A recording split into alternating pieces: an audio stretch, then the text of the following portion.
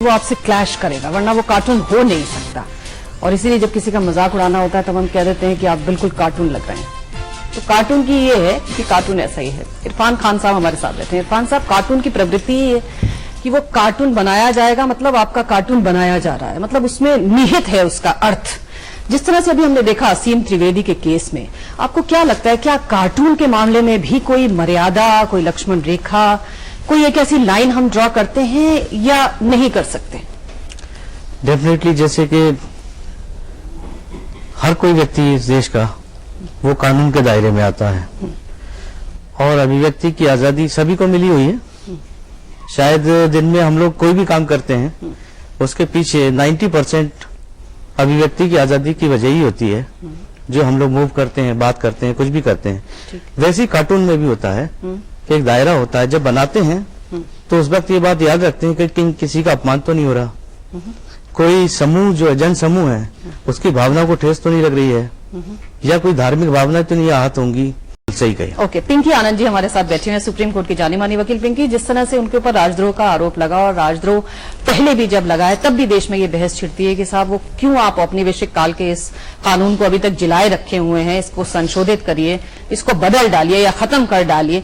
क्या वजह है कि ये कानून जो है आज तक जो है हमारे साथ साथ चला आ रहा है? देखिए, एक सबसे पहले तो जो बातें अभी फ्रीडम ऑफ स्पीच वगैरह पे हो रही हैं, क्या कहना चाहिए, कार्टून का क्या इफेक्ट हो सकता है, असीम के क्या बोलते हैं, कैसे बोलते हैं, किस तरीके के शब्दों का इस्तेमाल कर रहे हैं, कैसे आप लिख रहे हैं, क्या आपको लगता है कि इसमें कहीं ना कहीं थोड़ा संयम एक्टिविस्ट को भी बरतने की जरूरत है? नहीं, देखिए, वो संयम बढ़ता जाता है कुछ हद तक। हर एक चीज की सीमाएं खुद ब खुद हम लोग में इतनी समझदारी होनी चाहिए कि हम खुद ब खुद। आप भी चाह रहे हैं पिंकी जी रोल मॉडल बने। एक आध कुर्सी तो मुझे लगी जाएगी इस चक्कर में। मैम, मेरा इन सर से क्वेश्चन है। एक्चुअली जब भी एक बच्चे कार्टून देखता है तो उसमें एक तो कॉमेडी होती है, थोड़े से हंसने की हास्य वो व्यंग होता है, साथ ही उसके साथ एक मोरल वैल्यूज भी थोड़ी सी होती है, क्योंकि बच्चा अपने पेरेंट्स से पूछता है कि ये ऐसा क्यों है। पर अगर हम इतना ज्यादा उसमें ऑब्सीन चीज डाल देंगे तो बच्चा पेरेंट्स से क्या पूछेगा उसमें? पहली बात तो ये है कि जहां जिसे आप ऑब्सीन कह रहे हैं वो सबकी नजर में ऑब्सीन है ऐसे जरूरी नहीं है। पहली बात तो मैं ये स्पष्ट कर दूं, अगर हो भी आपको अच्छा नहीं लगे तो आप मत देखिए। मेरा कहने का मतलब है कि मैं पैदा हुआ you said it R K. Laxman को देखकर। मान लीजिए कोई और होता उसकी जगह कार्टूनिस्ट, उसकी मेरे को न भी पसंद आए, लेकिन मेरा क्या मतलब, यह हक बनता है कि मैं जाकर उसको उसके घर पर पत्थर फेंकूं या कुछ? नहीं, मेरे को पसंद नहीं है, मैंने मेरे को नहीं पसंद, मैंने अलग रख दिया। उनका सवाल ये है कि वो क्या बताएंगे अपने बच्चे को अगर किसी कार्टून में कुछ है, जैसे टेक्स्ट बुक के अंदर होता है, बच्चा पूछता है कि भाई ये क्या बनाया है, बताइए मुझे, तो आपको बताना पड़ता है। एकदम जरूर बताना पब्लिक पड़ता डोमेन में जो चीज आ जाएगी उसकी आपको व्याख्या करनी पड़ेगी, किसी जरूर करनी पड़ेगी। तो वो क्या बताया जाएगा कि अगर वो भारत माता को जिस वेश में दिखाया गया है उन कार्टूनों के अंदर और पार्लियामेंट को जिस स्थिति में दिखाया गया है, क्या ये ठीक है? क्या ऐसे क्या बताया जाए? माफ करिए, आज के संदर्भ में अगर देखा जाए जी, तो भारत माता के माध्यम से और संसद की आलोचना के माध्यम से लोग बहुत सारी बातें व्यक्त करना चाह रहे हैं, क्योंकि बहुत सारी चीजें उनके सामने हो रही हैं जिससे हम आंख नहीं मोड़ सकते हैं। नहीं, इरफान साहब का कहने का मतलब है कि आप बात कहिए, मगर आप जो चीज शो कर रहे हैं ये कौन तय करेगा? ये कौन तय करेगा? नहीं, कोई ऑब्जेक्टिव स्टैंडर्ड होगा मेरे ख्याल से। एक वर्ग ये है, इस देश का एक वर्ग आपसे सवाल कर रहा है कि वो क्या बताएगा, आप उनकी तरफ से बता दीजिए उनको। मेरा मानना यह है कि बेहतर यह है कि इस तरह की चीजें सामने आए और हम अपना जो भी विचार है व्यक्त करें। उस पर अगर बहस वाद विवाद की जरूरत है वो करें, लिहाजा उसको हम सेंसर करें। नीलम जी, एक बात इसमें ऐड करना चाहूंगी। जिस प्रकार से जो चीज एक्चुअली हो रही है, अगर पार्लियामेंट में जिस प्रकार से कहा आपके यंग पार्टिसिपेंट ने कि वहां पर कुर्सियां फेंकी जा रही हैं, अगर बदलना चाहिए। और दूसरा चीज कि वो 25 साल का शख्स है तो उसको तो उतना नियम कायदा पता भी नहीं होगा, आर्टिस्ट है, अपना आर्ट दिखा रहा है, तो लाजमी है उसमें गलती भी हो जाएगी। ठीक है, हाँ, अगले उनको दो। हाँ। मेरा सवाल ये है कि अगर कोई बंदूक लिए हाथ में राष्ट्रीय धरोहर पर हमला करता है तो हम उसे आतंकवादी कहते हैं और कहना भी चाहिए, लेकिन अगर कोई हाथ में कलम लिए, मुंह में जवान लिए अगर कोई राष्ट्रीय धरोहर पर हमला करता है तो उसे क्रांतिकारी क्यों कहते हैं, राष्ट्रद्रोही क्यों नहीं कहते?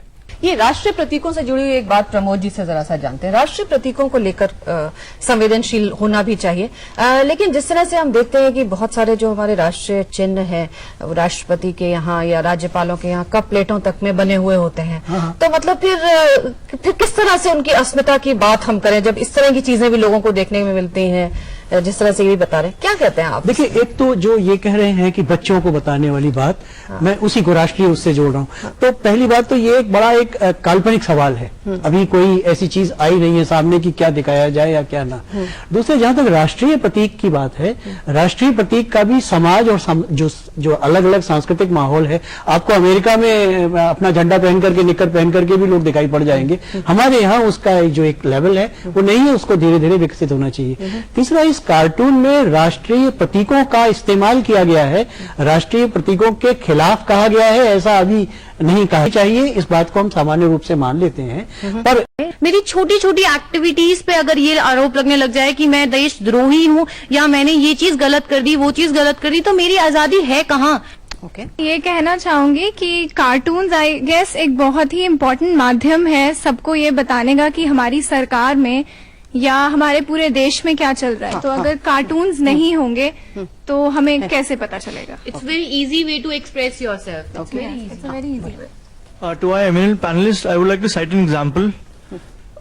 As we see through the times that we've progressed, the censor board, as in the film industry, there's a censor board which have matured with the times. Earlier on, it used to ban films which I don't think will be banned today.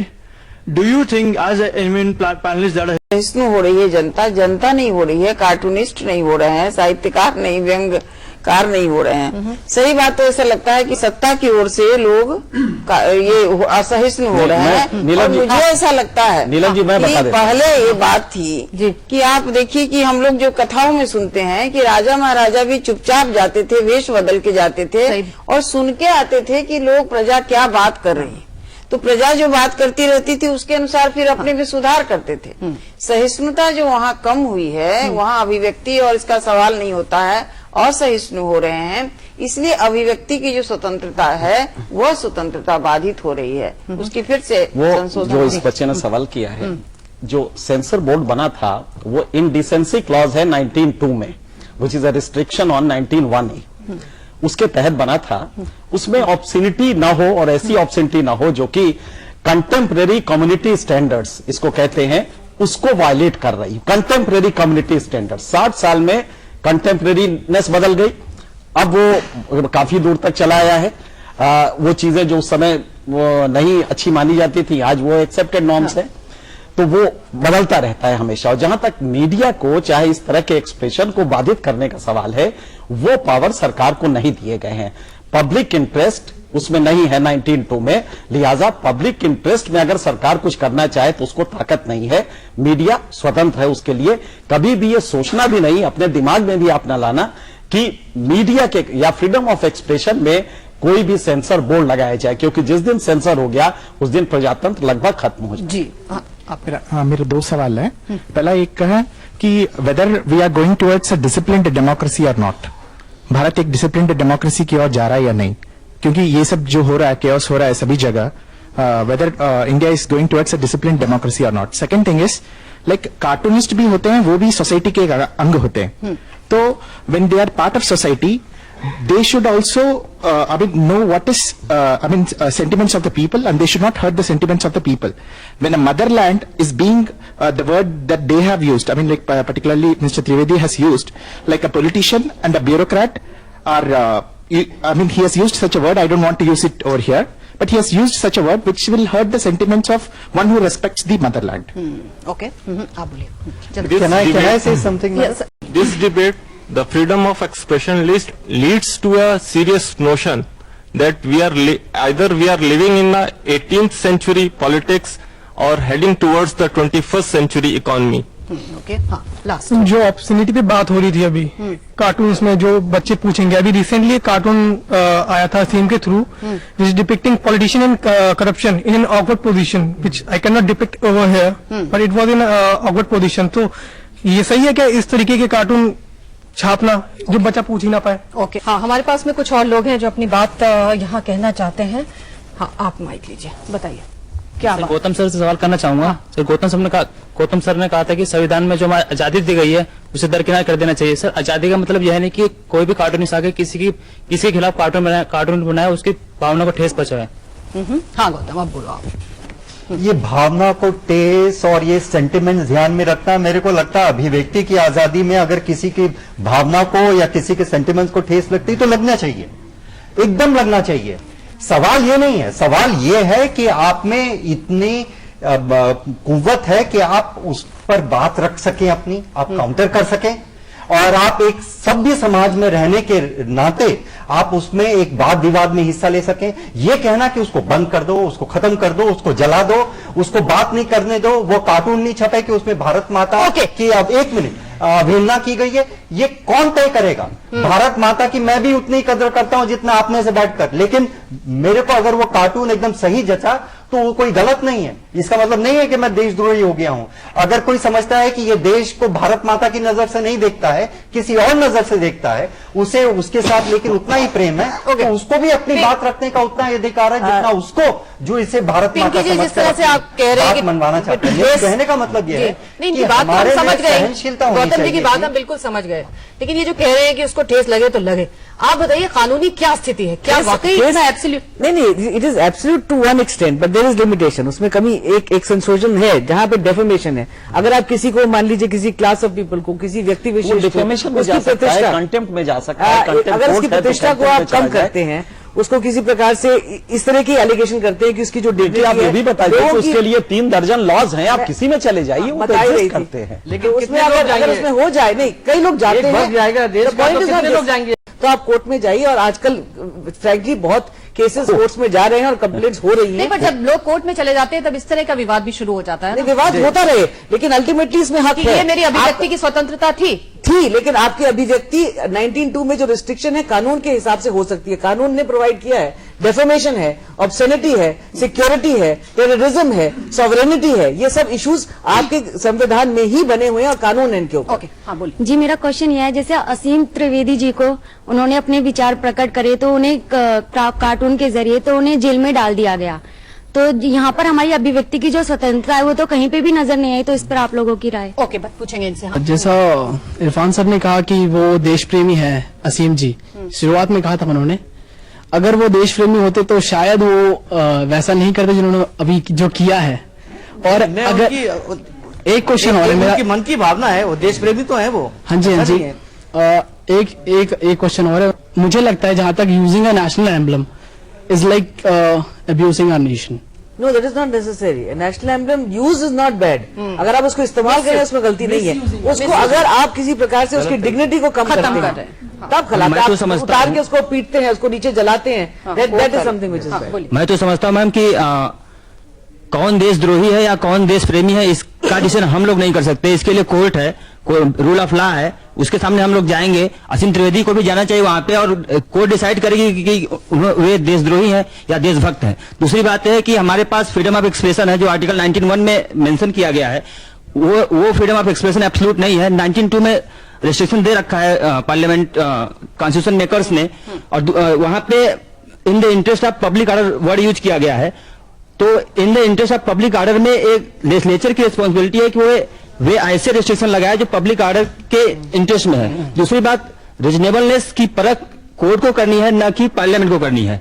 तो court में matter जाने दीजिए, court will decide ultimately what will be the consequences. Last, जैसे कि अभी national symbols की बात हुई है, नेशनल जो एम्बलम है उनसे छेड़खानी हुई है, तो ये जो 15 अगस्त और 26 जनवरी में सभी लोगों के हाथ में तिरंगा होता है, उसके बाद में उस तिरंगे का क्या होता है? ये तो सबसे बड़ा सवाल है, क्या उसका निरादर नहीं है क्या? एक छोटा सा ब्रेक हम लेंगे चर्चा में, आप बने रहिए और देखते रहिए। अवरुद्ध करने जा रही है तो ये जजमेंट करने जा रहा है। आपके 2 जजमेंट पिछले 24 घंटे में आए हैं।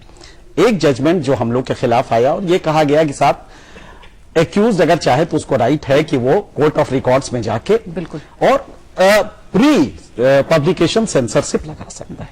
इसके लिए उन्होंने सहारा लिया विराज करके 9 मेंबर बेंच का, they have gone heavily on that. ये तो उन्होंने किया।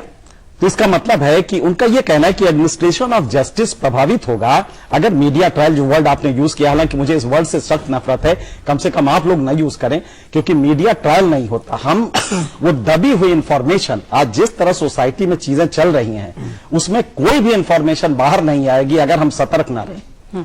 और अगर हम कर रहे हैं, कोई एक करप्शन का केस होता है और हम जानते हैं कि जिस तरह ये जो आजकल का करप्शन, इसको कहते हैं कोल्यूसिव करप्शन, कोएर्सिव करप्शन और कोल्यूसिव, दो तरह के करप्शन होते हैं। हम लोग कोल्यूसिव करप्शन के फेज में है, जिसमें एक्सप्रेशन होने के बावजूद लोग बहुत घुटन में हैं। लोगों को लगता है कि ये भी जो स्थिति है, ठीक है, हमारा बहुत मैच्योर हो गया जनतंत्र, हम मानते हैं, चुनाव का ये देखिए तो जनता ने, वोटर्स ने दिखाया, लेकिन उसके बावजूद भी जनतंत्र में लोगों को लोक और तंत्र अलग है। तो लोक को घुटन नहीं महसूस होना चाहिए, अभिव्यक्ति की स्वतंत्रता होनी चाहिए, तो सही माने में होना चाहिए। Gautam, final comment. एक बड़ी अजीबोगरीब बात है कि आज जब हम असीम त्रिवेदी की बात कर रहे हैं, उसी दौर में करीब 101 साल से ऊपर इंदौर में ही एक कार्टूनिस्ट, न केवल उसको नौकरी से सस्पेंड कर दिया गया, उसके खिलाफ कानूनी कार्रवाई भी की जा रही है और उसकी वो चर्चा का विषय नहीं है।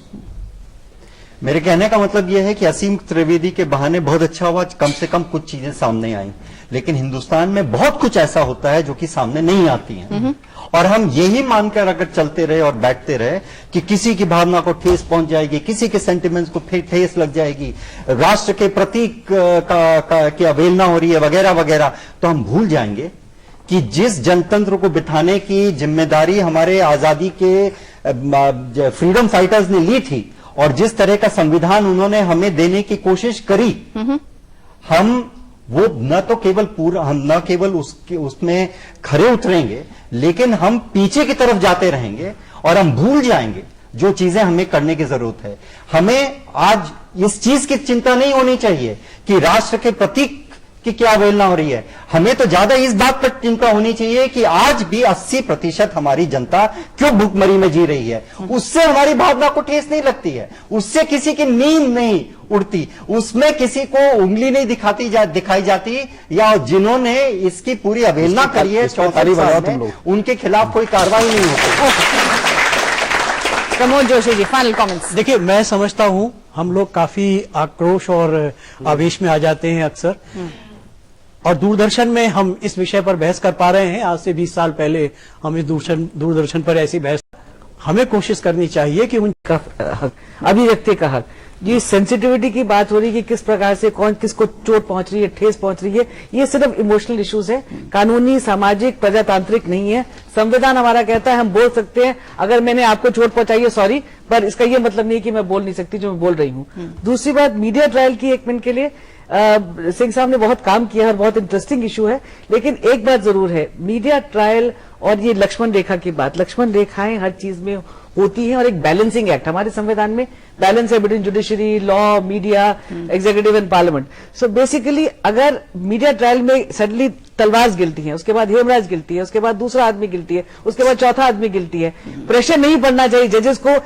जुडिशियल माइंड उनका बहुत ऊंचा होना चाहिए, लेकिन अल्टीमेटली ये है कि उन लोगों की जो रेपुटेशन है वो जो खराब हो रही है, वो भी एक क्वेश्चन मार्क एरिया। इसलिए हर चीज को थोड़ा सा हमें वे करके चलना चाहिए, लेकिन सेल्फ रेगुलेशन। आप जजमेंट पीछे देखें तो उसमें हम लोग वही कर रहे हैं। ऐसी जजमेंट में कुछ नहीं है जिसमें गाइडलाइंस नहीं ले डाउन की गई है। कहा कि आप खुद देखिए कि क्या करना चाहिए, एक केस टू केस बेसिस पर कोर्ट में जाइए कि अगर ये प्रेजुडिशियल है तो आप इसको रोक दें।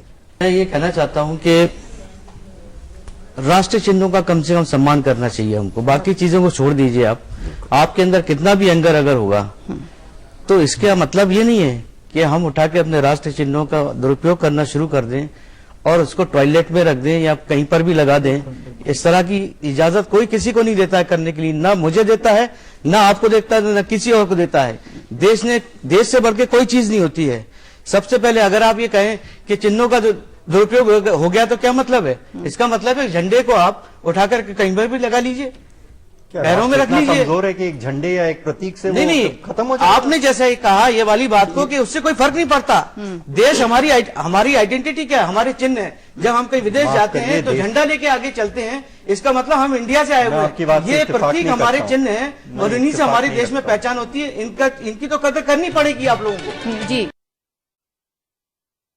इत्तेफाकी है, यही हमारे लोकतंत्र का साइन है, जिसमें हम एक दूसरे से इत्तेफाक रख सकते हैं या नहीं भी रख कुछ सकते लोग हैं। इसकी सहमत नहीं भी हो सकते। आड़ में एक आंदोलन चला रहे हैं कि देश के चिन्हों, देश को दरकिनार कर दिया है, वो नहीं करना चाहिए। जी, तो अपनी आजादी है बोलने की, आप करिए, करप्शन पे भागते हैं, भ्रष्टाचार पे किसी भी आदमी पे कुछ भी करिए, आप नेताओं पे कुछ भी करिए, लेकिन कम से कम देश को छोड़ दीजिए। ओके, तो इरफान ने जैसे अपनी बात की और हमने ना इत्तेफाकी की बात की कि आप ना इत्तेफाकी रख सकते हैं, असहमति एक दूसरे से रख सकते हैं, सहिष्णुता इतनी हमारे अंदर होनी चाहिए और यही हमारे लोकतंत्र को मजबूत भी करेगी। और जाहिर है अभिव्यक्ति की जो आजादी है वो भी इसके इर्द गिर्द ही घूमती है। अगले हफ्ते एक नए विषय के साथ मुलाकात होगी, तब तक के लिए अनुमति, नमस्कार, शुक्रिया, thank you Gautam ji, thank you, शुक्रिया इरफान।